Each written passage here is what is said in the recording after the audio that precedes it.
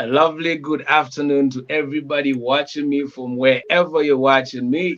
My name is Taitu, and welcome to the Rule Talk. It's the 1st of March, and this is that program that we have running every Friday at 14 hours right here on the Youth Platform Facebook page.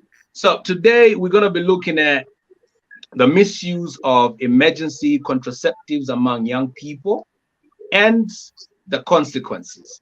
In today's world where we all, um, I'm saying we all in that being a young person, kind of grown now, but we see things that happen every day with a lot of young people, and we see results of certain behaviors, be it on health, be it on just life in general, their education, and all of it. So today, joining me, I have experts that will share their opinions, their professional um, ideas on everything to do with this subject that we're looking at today. So I'm just gonna welcome my guests today. We have Joe Mambalanganya, adolescent and young people coordinator, and we also have Namiaba Himamba, youth advocate and professional nurse. My sign language interpreter is Shadrach Chansa. Welcome, guys, and yeah, how are you? Hello, Uh, thank you for having me. yeah, man, how you Joel, doing, man? I'm Thanks for good. having I'm me, man. perfect. I'm That's good. perfect. So, I think we're only running for 30 minutes, and I want us to run through this program as quickly as we can, and we drop as much information as we can, so that whoever is watching us can get enough germs and learn a thing or two. I'll probably get 10 things. And I just want to encourage everybody that's watching me, please share your comments, send any questions, share your thoughts, and I'll read out most of them. And yeah, so to start our show, I'll start with a question for Namiaba. What are emergency contraceptives and how do they work? Thank you, Title. Emergency contraceptives, these are methods of contraceptive that can be used to prevent pregnancy. And these are used normally within 72 or 120 days after having unprotected sex. So when one have unprotected sex, and yet they don't want to get pregnant, they get the emergency contraceptives. There are different types of emergency contraceptives. Mainly have two types: have the emergency pill, and we also have the IUD, which is the intrauterine device. So the emergency contraceptive pill, we have two types of them, which is the morning after pill and the ELA one. So the morning after pill is taken within 72 hours of one having after having unprotected sex. And the ELA one is taken within 120 hours, which is about 3 to 5 days after having unprotected sex. The IUD, on the other hand, is a T-shaped plastic copper device that is inserted into the uterus to prevent pregnancy. It can be put within 3 to 5 days after one having unprotected sex. And just to explain on how these emergency contraceptives work, so how these work, when one has unprotected sex, then they go to drink, let's say, a morning after pill. So when they drink that morning after pill uh, contains a hormone that is levonorgestrel, which is a man-made hormone, a synthetic hormone that is introduced in the body. So the main introduction of that hormone is to prevent or delay ovulation. So when you take the morning after pill, it delays or prevents ovulation so that even after having sexual intercourse, the sperm will not swim to meet with the egg because it will delay the ovulation. And hence they need to take them before ovulation. So the emergency contraceptives usually work when taken right before ovulation. If you know your cycle, you have to know when you are ovulating so that you take them at the correct time and they are used correctly. Okay, thank you for that. Um, I think I was gonna come to you, Joe, but I just had a thought. I think I'll come to you, Namiaba. with your experience and being a nurse and everything, what are the most misused emergency contraceptives? Why do you think, what reason have you come across that you think most of the young people will misuse these drugs? Thank you, Taito. One of the most misused emergency contraceptives is the contraceptive pill. It's commonly known as the morning after. People tend to misuse it because it is one of the emergency contraceptives that can be found or bought over the counter, meaning you can access them in the pharmacies when you go out there in the market. They are not so much restricted, so to say.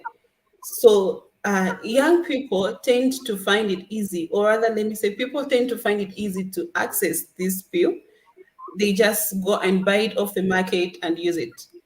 And it's the common, let me say, the most common emergency contraceptive pill that is mostly misused by a lot of people, including young people out there. Okay. Based on what you've just said, I think I'm gonna pose this to Joel. I just heard Namiaba say something to do with people just go and they purchase these drugs. Young people will purchase these drugs. And who do you think, would you say the blame now sounds like it's on the pharmacies? Like they've just opened up, like a young person who just walk in, get these drugs without permission from the parents. What legal issues and ethical issues do you think arise from that? Thank you for that question. To start with, I feel we are all to blame, as in especially the healthcare system, right? Because there's very little implications that are put in when it comes to such things, right? There is no charge, or yeah, there is no charge, and then there is nothing that restricts a person from getting these pills. And then there's very little information that is given when it comes to these very same pills. So people just tend to misuse them. So I feel it's like everyone has a role to play in this. So we are all to blame. The young people and then us as a health sector, right? We are all Yeah. to blame because when you look at such things, there should be certain implications on legal things that are supposed to be put in there for a person to take a morning after pill or to buy it over the counter. But you'll find a situation where a 17-year-old girl can go and purchase this pill, and then the pharmacist won't even ask, right? Won't even ask them for consent or anything. They'll just give it to them. Won't even explain the side effects or anything to do with such. They'll just give it to them. And so, because of that, young people tend to misuse this because it's accessible. And not only that, it's very cheap for that matter. Very cheap. So yeah, that's what I think. Okay, thank you for that response. I think just to add on what you just said, I feel like, for as long as you're part of society, we must all take responsibility and make sure we have that one-on-one talk with every young person that we encounter. When we see something going off, I believe everybody that's behind the counter selling these drugs is an adult. And once they see something that is very questionable, they should actually put down a long list and ask questions. Why are you buying this? Why is it? Is this, for what use exactly? So I think for as long as you're part of society, be it a home, be it the workplace, the business, whatever, we just need to chip in and share our thoughts and put some control to it. And I think you mentioned some to do with side effects. What other potential health risks resulting from this misuse would you outline right now in terms of fertility, the menstrual cycle, and the overall reproductive health in the long run for a person that has taken those drugs? Okay, to start with, the morning after or the emergency contraceptive has very minimal side effects, right? It has very minimal side effects. It's very good, but when used, or need I say when misused, it tends to give a person certain side effects that are a bit severe, need I say. Like for instance, I will talk about the atrophy of the uterine lining, right? Where the uterine lining becomes thin. right? So because of that, it might lead to infertility if it is abused or misused. But if it is used correctly, there are very minimal side effects. The other side effects that I can talk about are simply things to do with the menstrual cycle. Mostly when it's misused, a woman or a female tends to have irregular menstrual cycles, whereby you cannot predict when it's going to start and when it's going to end because of these hormones that you keep on putting inside your body. You understand, right? Yeah. Yeah. Thank you for that response. To our viewers, please feel free to share your comments and post some questions so our experts can help us out and, yeah, drop more germs and drop bars. Now I'm speaking like a guy who does the music. Now, Mayaba, is there anything you'd like to add over the side effects? Thank you, Taito. Just to add on, I think, like you mentioned, to say it causes minimal side effects, but normally the side effects just has to do with menstrual abnormalities. Others extend to experience like lighter or heavy bleeding. Others tend to experience spotting at some time, which maybe can occur in between your cycle when you're not supposed to actually be on your menses. So when we talk about the side effects, normally they are minimal when it comes to emergency contraceptives. But a woman just tends to experience some rare side effects, which I mentioned. Some may even have abdominal pain, low abdominal pain, which is may not Yeah. even be actually very bad. They will not even pay attention to it because they are usually very minimal. So they don't really cause a lot of side effects, so to say. But when used frequently or when used after a long time, due to the introduction of those hormones in a higher doses in the body, you tend to experience these menstrual abnormalities when it comes to the menstrual cycle of a woman. Okay. All in all, now I can imagine young people out there who get all excited and they start taking these as if it's a painkiller or something. In the long run, they want to have families in the future. That's obviously disturbed. And I just want to get your opinion, your perspective on this argument.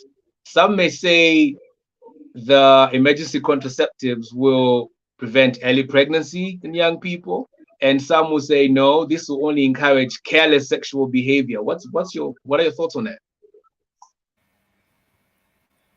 Thank you. Uh, when they say it is going to promote them to have very bad sexual behaviors, others say it's going to empower them to prevent pregnancy. First of all, the emergency contraceptives are really meant to prevent pregnancy. But when they are being abused or misused by these young people, it tends to become in a bad way. Others may end up just indulging themselves in sexual activities, knowing to say, I'm going to buy the morning after pill, I'm going to use it, and I won't get pregnancy. But they forget to say the morning after pill is just going to prevent pregnancy. It's not going to prevent other conditions like sexually transmitted infections, which may Yeah. include HIV. So when they think they get it to say, I can practice unsafe sex and protected sexual intercourse and I won't get pregnant because I'll use the emergency contraceptives, but they forget to say there are other things which they have to protect themselves from. Yeah. Joel, would you like to add something on that? No, not really. Most has been said. Most has been said. I mean, the thing is, with our generation right now, we can't really blame the pill for making people to do what they do sexually. The thing is, we are going to do it regardless. So I don't really think it promotes. I don't really think it promotes. I think it helps to prevent unwanted pregnancies because as youths, we do these things regardless, whether it's there or it's not there. We see people that have a lot of kids as youth. Yeah. So without the pill, so I think the pill is here to help. And then, yeah, just that. Everything must be done correctly, and one must be grown enough to handle all of that. Just to read one comment from Brian Mwene, I have learned something. IUD can also be used as an emergency contraceptive. Twalumba, I believe that's Tonga. Chimwemwe Happiness Chunga, falling from trauma, such an interesting discussion about the IUD. Wow. Okay. Mark Sikonda, Hebrews, I heard misusing an emergency pill can result in barrenness. How true is it? There's a question for Mark there. Would somebody like to tackle it? I heard misusing an emergency pill can result in barrenness. How true is it? I think somebody mentioned something to do with that earlier, but would you like to shed more light for our viewer? Okay, thank you very much. Is it Mark? Yes, for that question. Yes.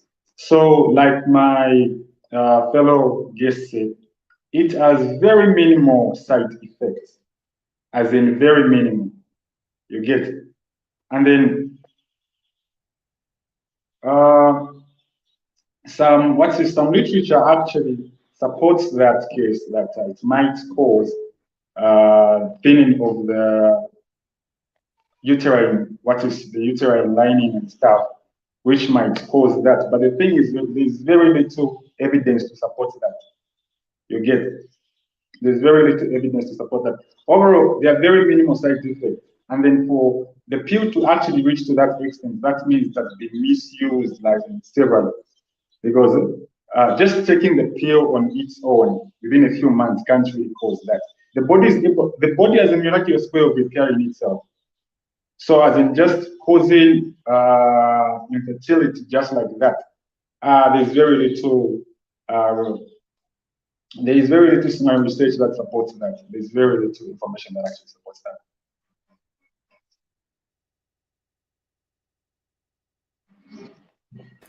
that. Maybe just to add on, like my colleague has said, there are minimal side effects that one tend to experience when you take the morning after pill. So you take it 2 to 3 times, might not really cause a lot of side effects in the body. So when you take it, maybe when you take it after a long time, might cause actually, because when you introduce in the body, it actually increases the doses of the hormones that are produced by the ovaries. So when it's taken in high doses, maybe it can lead to that, but there's no really a detailed explanation to explain to how it can really cause barrenness. Okay. Mark, I hope that was clear. And just another comment from Hachawe Himamba. Economically, it sounds like pharmacies tend to realize a lot of profit from the morning after pill, maybe compared to other drugs. What could be done in order to help both the user not to misuse and the seller not to lose on the profits? Joel, would you like to tackle that one? On that one, I just feel it's the information. I think we need to give the nation the right information when it comes to contraceptives, and then why they shouldn't misuse that. Because first thing is for the pharmacists that have got these pharmacies and stuff, we don't really want to interfere in their business. That's the first thing. But the way I see it, we just need to give the right information to the people out there. Just really need to give the right information. You'll be surprised how little information people have about such things. Contraceptives. We recently just held a campaign about the same at CBU, and then you'd be surprised how naive people were when it came to things like side effects of these pills. And I think that's the reason why these guys are misusing them. So I feel giving the right information to these guys, and then also encouraging the people that are selling these pills to do the right thing. I feel that would help. That would really help.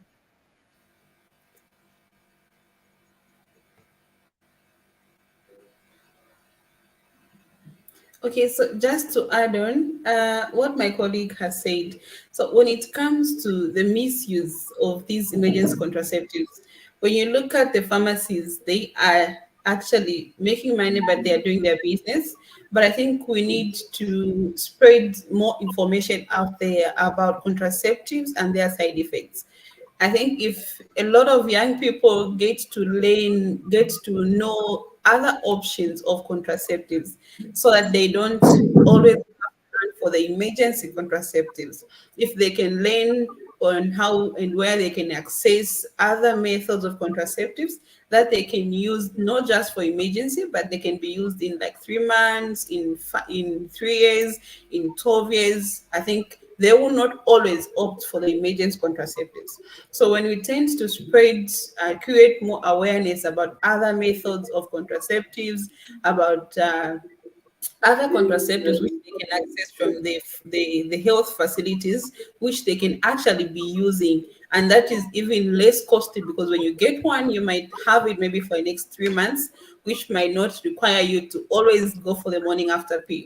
So if a person is given more information, if there is more information spread out there, so that they can understand, to say they can access other methods of contraceptives which they can be used, they will not always run for the emergency, because even after having that unprotected sex, one or who have already been on contraceptives, hence they will not have more people to run to the pharmacies to get them emergency contraceptives.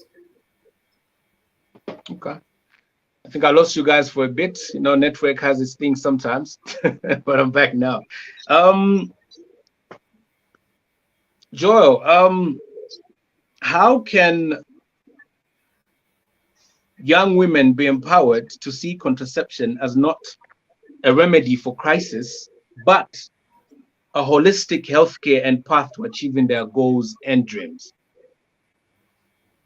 Um, like my colleague earlier said, I feel we need to introduce these guys to other methods of contraceptive, right? Which includes the pill, the injectables, the condoms and stuff. So if we introduce them to such things, they won't only be seeking the emergency contraceptive, but they'll actually realize this, oh, there are other better methods that are actually cheaper because they are free, they are provided free. And on top of that, the person that is administering these things is a health professional, right? Is Yeah. someone who is licensed to do this. So in case there are any adverse reactions, they need to know that they can always go to a health facility. They can always be undone. And then we have a variety of contraceptives out there. We have a variety of them of which they are working, and then these things are good. We shouldn't just be looking at the issue of emergency contraceptives. The reason why they are called emergency contraceptives that is that they should be used in terms of a crisis. You get right? Yeah, but they shouldn't be a crisis to begin with. They shouldn't be a crisis to begin with. What do I mean? We can always seek these other methods of contraceptives, use them so that you are not put in a situation where you have to be taking morning after pills every now and then. These things should just be used in terms of crisis. So we need to give the right information about these other methods of contraceptives. We need to encourage young girls to be seeking information when it comes to health facilities. They should be going there. They should be getting the right information. And then whenever a young female client comes at what is health facility, I feel they should be given the right information when it comes to the very same methods of contraceptives, so that they don't go out there seeking emergency contraceptives only. Yeah. So what I'm picking out is, yeah, obviously correct information, the right information. So even as young people go out there or they find themselves in a situation, because not everybody that's been, like I say, that's been careless or just gotten themselves into certain mischief. But some things happen to people, and I can't really say much about that. But you know, with the right information, people make very good and informed decisions, and not just just out of a crazy character or anything like that. Let me just read a comment quickly from Brian Mwene. What is the recommended number of times one is supposed to use the pill per year? Looking at its side effects when used for a long time, can you get pregnant after taking the morning after pill during ovulation? I think Namuyaba, just quickly because we're running out of time. So just a quick one for our viewer. Just to quickly tackle that, I think when you look at the way the morning after pill works, it works to delay or to stop ovulation. So it has to be taken before one ovulates, because when one ovulates, the egg is released to meet with the sperm when one has sexual intercourse. So the morning after pill is usually taken to delay or to stop ovulation, so that pregnancy does not occur. So in incidences where one has, there are times when people just take it, they don't really know their cycle. At times it works, Yeah. but it has to work because the hormone that is introduced there, it targets to delay or to stop ovulation. So it has to be taken in that. If the ladies know their cycle, you have to know when you're ovulating so that you take it the correct way and at the correct time so that it works effectively. So I don't know the other part of the question, which was saying how many times you're supposed to take it in a year. Like my colleague said, so the morning after pill doesn't really have a lot of side effects, like to say. So people tend to experience minimal side effects. Maybe they might have menstrual abnormalities, but I don't think it can come to that effect. Like how many times are supposed to take it in a year? But when we come to contraceptives, my colleague has said we need to advise a lot of women to actually go to the health facility, access a lot of methods of contraceptives. The emergency is supposed to be used in emergencies. Let's say one is raped and they don't want to maybe conceive that child or something, but there are Yeah. other options that can be used instead of just running for the emergency all the time. Okay. There's one more question from Kaufela Nation. Can the pill be used 3 times within a week?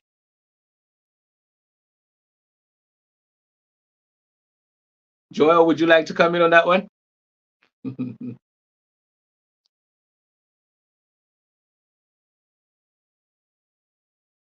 I think your microphone is off. Sorry for Yeah. that. But three times in a week. Ish, you guys. So the thing with the emergency pill is that it doesn't really have a number of times in which it doesn't really have a limit on how it can be used, right? But what we're trying to prevent right now is misuse. And then three times seems to be a bit too close. 3 times in a week, that means that's every after 2 days. Is it every after one day? Is it? So that's a bit too close.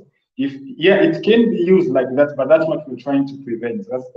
That's what we're trying to prevent. So if there's need for you to be using if morning after pill that frequent, that means you need to access these other methods. You really do need to access these other methods so that you do not really inconvenience yourself when it comes to finances and stuff.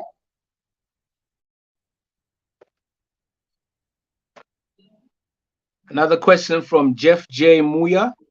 It is said that the use of contraceptives for a long time can lead to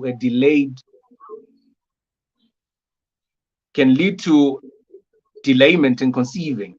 What can be done to avoid the delay? Following from Mamba. See a Twinda. Namiaba? Thank you. If I got the question correctly, saying can if they are taken, if the contraceptives are used for a long time, can lead to delay to conceive. So Yeah. when we talk about contraceptives, so here this is a general word. There are different methods of contraceptives that have got different side effects. So when we talk about contraceptives, we mean different methods. They have got different side effects. Here we are looking at the immediate contraceptives, which might not Yeah. really actually have a lot of side effects. But if you are to go to the health facility, they'll get to explain in detail all the methods of contraceptives that are there, their side effects, and to understand which one will be better option for you. If you want to conceive now, you want to conceive after 2 days, after 2 years, if you want to conceive in 3 months' time, I think they get to explain to you in detail, and also to understand which method will be best to say you want to conceive next year, which method can I use so that you don't delay in conceiving since you already have a set target for your family. Thank you for that response. Another one from Mubanga Lungu. What if you use Depo-Provera instead of morning after during ovulation? Can you still get pregnant?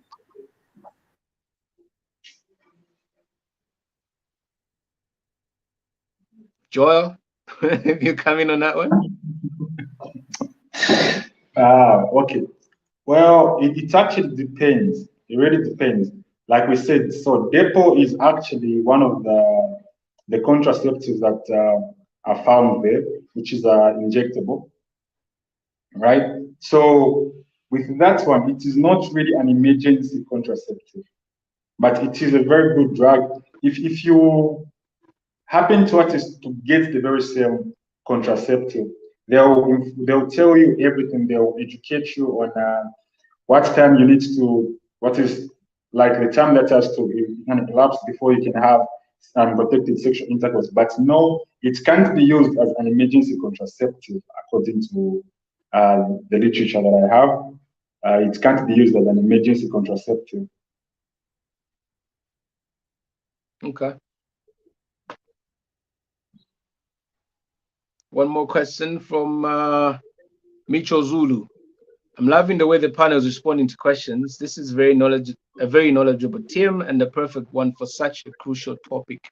Thumbs up, TYP. Thank you very much, Micho Zulu. Thank you for staying glued. Do we have any more? There's Maurice Mupupa. Some potential consequences of emergency contraceptive misuse among young people may include health risks, misusing emergency contraceptives, such as taking it too frequently or not following the recommended dosage instructions, can lead to hormonal imbalances and potential harmful side effects. This can also affect future fertility and reproductive health. Number two, unintended pregnancies. If emergency contraception is not used correctly or consistently, young people may still be at risk of. Thank you, Maurice, for that contribution.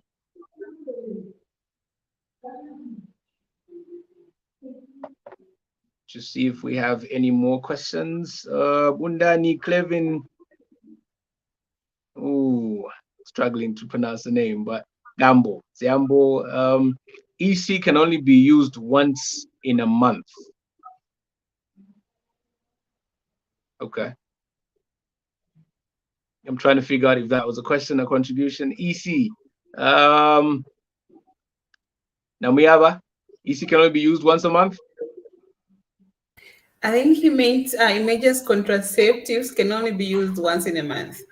To understand his contribution, Would you like to add on that? Yeah, to understand, maybe he means to say emergency contraceptives can just be used once in a month. Can only be used once a month. Yes, so because most of them target ovulation, and ovulation usually occurs once in a cycle. It's a menstrual cycle. So I think since they target to delay or to stop ovulation, and ovulation occurs usually just once in a cycle. I think this should answer, I think, Kaufela Nation's question over the 3 times a week, which I think would also be a health risk to a person at the end of the day. Just one last question before we close. I see we're running out of time. If a young person was to, a young person who wants to access these drugs from a health facility, what's the procedure? What are the steps like? Could you walk us through that, Namia?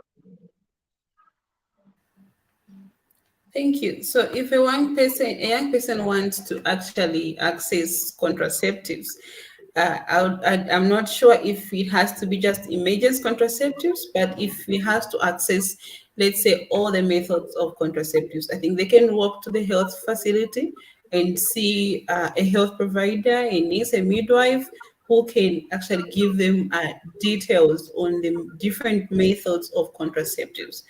And when we say different methods, I think the health facility will be able to explain, to say they can access other methods other than the emergency contraceptives, for them not just to prevent pregnancy there and then, but they can use them in a long run.